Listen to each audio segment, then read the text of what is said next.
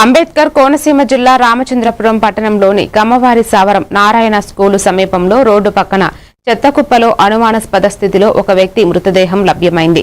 పోలీసులు అతడిని ఇదే ప్రాంతానికి చెందిన గుత్తల భీమేశ్వరరావుగా గుర్తించారు.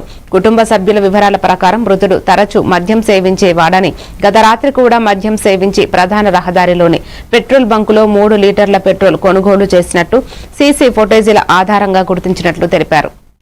పూర్తి దర్యాప్తు చేసి కేసును త్వరితగతిన ఛేదిస్తామని రామచంద్రపురం సర్కిల్ ఇన్స్పెక్టర్ వెంకటనారాయణ మీడియాకు తెలిపారు. రామచంద్రపురం మున్సిపాలిటీలో పనిచేస్తున్న చంద్రశేఖర్ అనే ఆయన ద్వారా ఇక్కడ ఒక అన్నోన్ డెడ్ బాడీ ఉందని చెప్పి చెత్త వేసే దగ్గర నారాయణ కాలేజ్ పక్కన అన్నోన్ డెడ్ బాడీ ఉందని చెప్పి మనకి ఆయన సమాచారం ఇవ్వడం జరిగింది.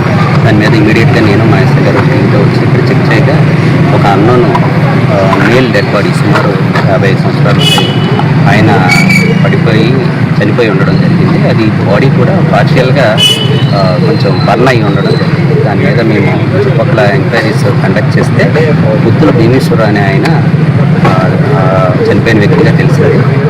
ఫర్దర్ ఎంక్వైరీ చేసినప్పుడు ఆయన ఫ్యామిలీ డిస్ప్యూట్స్ ఉండడం వల్ల రాత్రి సుమారు 9 గంటల సమయంలో ఇంట్లో నుంచి బయటకు వచ్చి మన మెయిన్ రోడ్లో ఉన్న ఇండియన్ ఆయిల్ పెట్రోల్ బంక్ దగ్గర పెట్రోల్ కొనుక్కొని రావడం జరిగింది. ప్రస్తుతానికి ఆయన ఇంట్లో ఉన్న ఇబ్బందుల వల్ల ఆ పెట్రోల్ పోసుకొని